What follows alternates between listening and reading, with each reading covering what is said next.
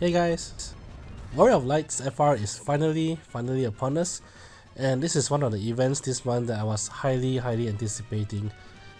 I went in with 520 tickets in total, got all 4 FRs for Warrior of Light in those tickets, but didn't score his burst weapon, so unfortunately I had to BT token it this time around. Anyway, I'm pretty happy overall. And this run is going to feature his newly released Force Weapon and Force Time. And this run is also going to be a combination of the ticket mission, because there's no friend unit, and mainly an auto plus run. The only thing I had manual inputs was each of the characters' first turn, which is both Core and Warrior of Light. For Warrior of Light I just went AA into LD, and for Core I went Snowbreak, AA, and then I toggle auto plus on to end his turn. You may have heard of the Core and Gladio combo, and they work really well together. This combination for Core and Warrior of Light is sort of similar, but it's also very effective in its own way.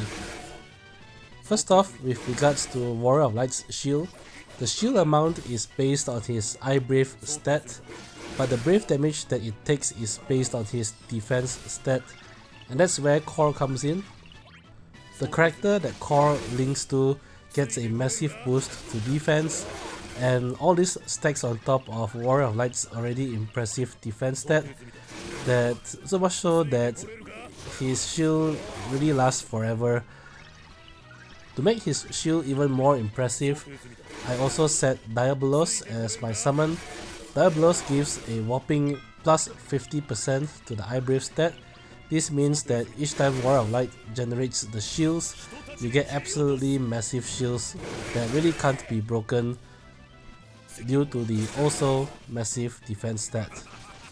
Core himself also provides the off-turn damage, which is something that Warrior of Light lacks. The good thing about Warrior of Light's Force Time is that you get a massive plus 40% each time the shields absorb brave damage. So over time you get to very quickly build up to 999% force gauge bonus.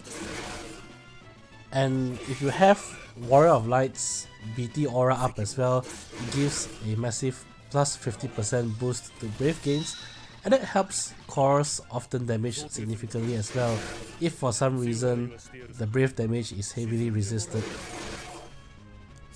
The only thing unfortunate about this particular run is that I actually hit 100% force time before the AI actually used BT plus on Warrior of Light, and by default if you can use FR, the AI will always select FR over BT plus, and this actually resulted in Warrior of Light not using BT plus right until the very end of the fight. On one hand, I guess this shows that you can do the same run, mainly auto plus, without having the BT weapon on Warrior of Light. On the other hand, also, I guess if you did manage to get out his BT plus earlier, your run should probably be a bit more faster than mine. If you don't have Warrior of Light's FR, I guess Core's FR can work as well. And to that point, something I forgot to mention at the start, I did not remove Core's FR skill. My recommendation is that if you have Warrior of Light's FR, you should actually unequip Core's FR so that the AI doesn't actually use it in case Core's turn comes up before Warrior of Light. The other skill that I removed is Warrior of Light's EX. That's mainly because his EX provides himself a speed up aura, and it results in him taking a bit more turns. You don't really need that. However, it doesn't really make much difference in this fight. You will actually complete the fight with many turns of force remaining anyway. Lastly, in terms of character passives, I did not remove any character passive at all across the two.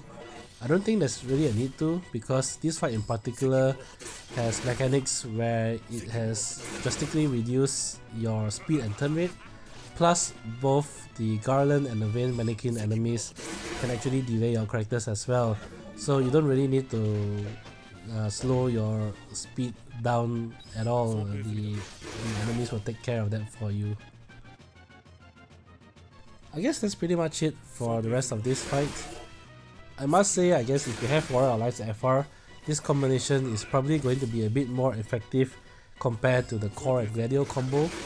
The only reason why is that the force conditioners on the Warrior of Light really racks up pretty quickly, whereas in the core and gladio combo you're forced to use core's force time, and that only provides a plus 5% per off turn damage done. And while of course gladio does have the counter and Warrior of Light doesn't, I think you probably will benefit more from the massive plus 40% over the plus 5% per off turn damage that core's FR brings. Of course, the other benefit of having Warrior of Light in the main party is that you don't really have to worry about AoE HP attacks. So if the fight features massive AoE HP attacks as well, just bring Warrior of Light in and you don't really have to worry about anything. You'll have shields amounting to 150,000 value or so, and with the defense buffs and the Diabolos summon, the shields really last a very long time, and you likely actually burn out the shields by taking turns rather than the enemies breaking through the shields anyway. My recommendation, if you're still on the fence on pulling Warrior of Light, is to at least get his LD so that you get access to Warrior of Light's LD call ability.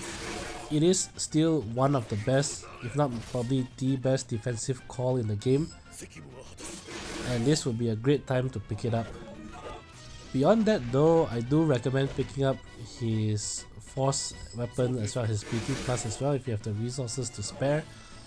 I hope this video at least shows how good his force weapon is.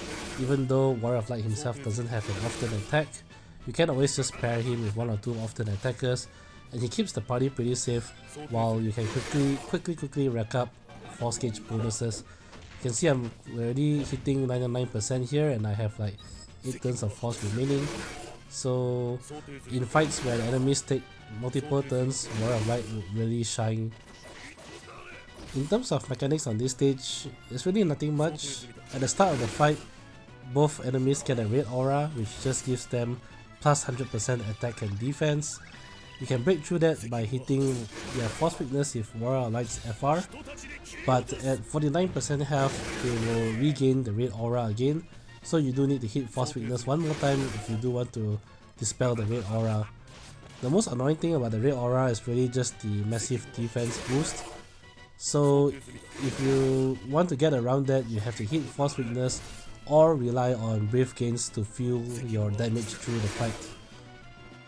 Both enemies only actually has 2 attacks. You have Mag Wave and Force of Will on Vayne, and you have Round Age and I think Soul of Chaos on Garland, and they really just alternate between both attacks.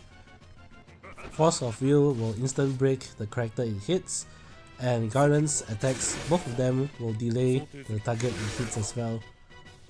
Round Age in particular here is AoE, so it delays your entire party, but in an off-turn comp I guess that actually helps you out.